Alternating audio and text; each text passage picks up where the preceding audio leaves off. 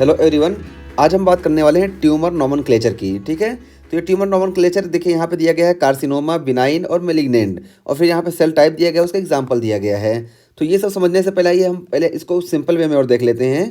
तो देखिए ये ट्यूमर दो तरह का होता है, बिनाइन और मेलिग्नेंट, हमको मालूम है। और बिनाइन में देखिए अगर मीजनकाइमल टिश्यू से ट्यूमर ओरिजिनेट हो रहा है तो यहाँ पे हम ओमा सफिक्स लगाते हैं। जैसे यहाँ पे देखिए हीमएंजियोमा है, लाइयोमा है। ठीक है, तो ये बिनाइन है और ये मेसेनकाइमल ओरिजिन है। ठीक है, और उसके बाद अगर ये बिनाइन एपिथेलियल ओरिजिन का अगर है तो देखिए एपिथेलियल ओरिजिन दो तरह के होंगे, या तो ग्लैंडुलर एपिथेलियम से ओरिजिनेट होगा या तो सरफेस एपिथेलियम से। तो जो ग्लैंडुलर एपिथेलियम से ओरिजिनेट होता है ये देखिए एसिनर टाइप्स का होता है और इसको हम बोलते हैं एडिनोमा। ठीक है, तो इसमें एडिनोमा इस्तेमाल किया जाता है। और जो सरफेस एपिथेलियम से ओरिजिनेट होता है इसमें देखिए फिंगर लाइक प्रोजेक्शन होता है और इसमें देखिए पेपिलोमा इस्तेमाल किया जाता है। तो नॉमेनक्लेचर इसका हो गया ये बिनाइन का।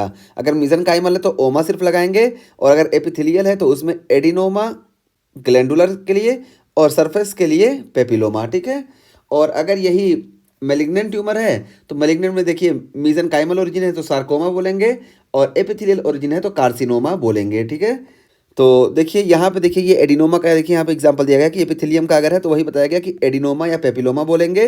तो एडिनोमा ये है और पेपिलोमा ये है, और यही चीज़ अगर यहाँ पे हमको देखने को मिलती है मेलिग्नेंट की कंडीशन में, देखिए तो एडिनोकार्सिनोमा और पेपिलरी कार्सिनोमा इसको बोलेंगे। ठीक है, तो ये चीज़ हो गया।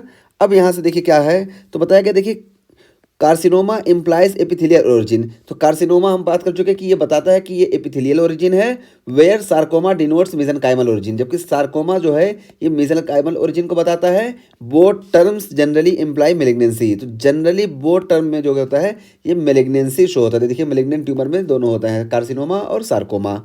ठीक है, और फिर बिनाइन ट्यूमर की बात की जा रही है तो देखिए benign tumour are usually well differentiated. तो ये जो बिनाइन ट्यूमर हैं ये यूजुअली वेल डिफरेंशिएटेड होते हैं और वेल डिमार्केटेड होते हैं विद लो माइटोटिक एक्टिविटी। इसमें माइटोटिक एक्टिविटी लो होती है, इसलिए इसका प्रोग्रेशन बहुत स्लो होता है।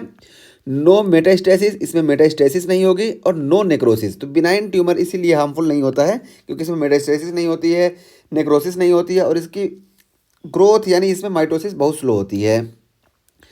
और उसके बाद देखिए मलिग्नेंट ट्यूमर्स के बारे में क्या बताया जा रहा है कि मलिग्नेंट ट्यूमर्स जिसको हम कैंसर बोलते हैं में शो पुअर डिफरेंशिएशन। इसमें पुअर डिफरेंशिएशन देखने को मिलता है, यानी अगर सेल डिफरेंशिएट हो रहा है तो डिफरेंशिएट मतलब यानी मीन्स अगर सेल बन रहा है, सेल बनने के बाद इसको जो प्रॉपर सेल बनना है वो डिफरेंशिएट नहीं होगा, बल्कि ये अपने ही अलग पाथवे पे चला जाएगा।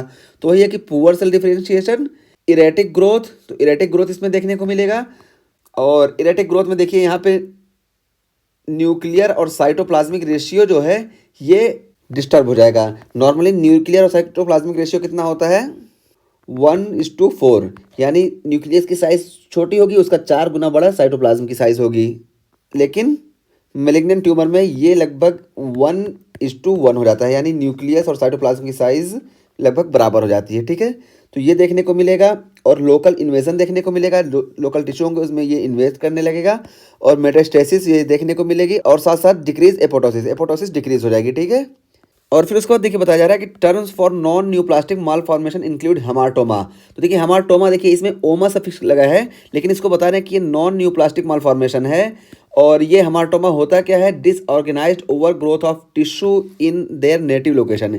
यानी लोकेशन इसकी सही होगी, इसकी जो नेटिव लोकेशन होगी वहाँ पे ये प्रेजेंट होगा, लेकिन ये डिसऑर्गेनाइज हो जाएगा, यानी यहाँ पे जो टिश्यू है ये डिसऑर्गेनाइज हो जाएगा।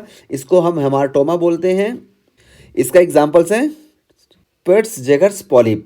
ठीक है, तो पेट्स जेगर्स पॉलिप ये हेमाटोमा का एग्जाम्पल है, इसमें ओमा सफिक्स है लेकिन ये नॉन न्यूप्लास्टिक मालफॉर्मेशन है। और देखिए कोरियोस्टोमा, तो कोरियोस्टोमा देखिए इसमें क्या होता है, normal tissue in foreign location.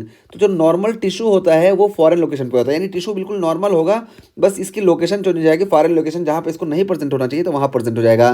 जैसे gastric tissue located in distal lumen in Maikal diverticulum.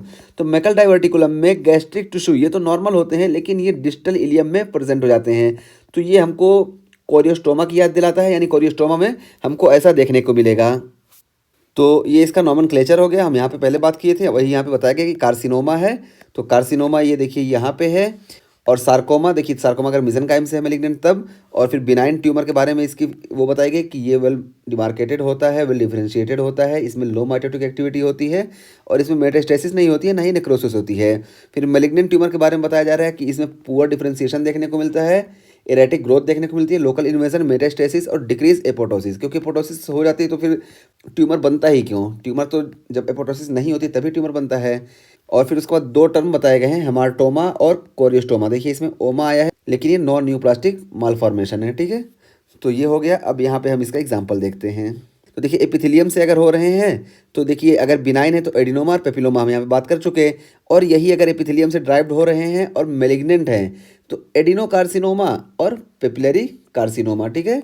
तो ये देखिए इसको पेपिलरी कार्सिनोमा बोल देंगे, ये वाला अगर बिनाइन हुआ पेपिलरी कार्सिनोमा, और ये वाला अगर बिनाइन हुआ तो इसको हम बोल देंगे एडिनोकार्सिनोमा, ठीक है। और मीसेनकाइम से जो ओरिजिनेट होते हैं उसकी बात ही अलग है। तो देखिए मीसेनकाइम से जो ओरिजिनेट होते हैं इसमें देखिए हीम एंजियोमा ब्लड वेसल से अगर ओरिजिनेट हो रहा है, और एंजियोसार्कोमा अगर मेलिग्नेंट है, और ब्लड सेल से है तो ल्यूकीमिया और लिम्फोमा। इसी तरीके से स्मूथ मसल से है और बिनाइन है तो लियोमायोमा और लियोमायोसार्कोमा मेलिग्नेंट में। स्ट्रेटेड मसल्स का है तो देखिए रेहेप्डोमायोमा बिनाइन में और रेहेप्डोमायोसार्कोमा मेलिग्नेंट में। कनेक्टिव टिश्यू का है तो देखिए फाइब्रोमा बिनाइन में और फाइब्रोसार्कोमा मेलिग्नेंट में। और बोन से तो ऑस्टियोमा बिनाइन में, ऑस्टियोसार्कोमा मेलिग्नेंट में। और फैट से तो लाइपोमा बिनाइन में और मेलिग्नेंट में लाइपोसार्कोमा। और मिलेनोसाइट से है तो देखिए यहाँ पे नेवस या मोल बोलते हैं इसको बिनाइन की कंडीशन में। तो मिलेनोसाइट से अगर बिनाइन ट्यूबर ओरिजिनेट हो रहा है तो उसको नेवस या मोल बोलेंगे, और मेलिग्नेंट में इसको मिलेनोमा बोलते हैं। तो देखिए ये एक्सेप्शन है, यहाँ पे ओमा सफिक्स है, सार्कोमा नहीं है, फिर भी ये मेलिग्नेंट है ना कि बिनाइन है। तो इस तरह से बहुत सारे एक्सेप्शन है, उनको हमको याद रखना है। बाकी कॉमन नॉमेनक्लेचर ये था, ये हमने यहाँ पे देख लिया, ठीक है।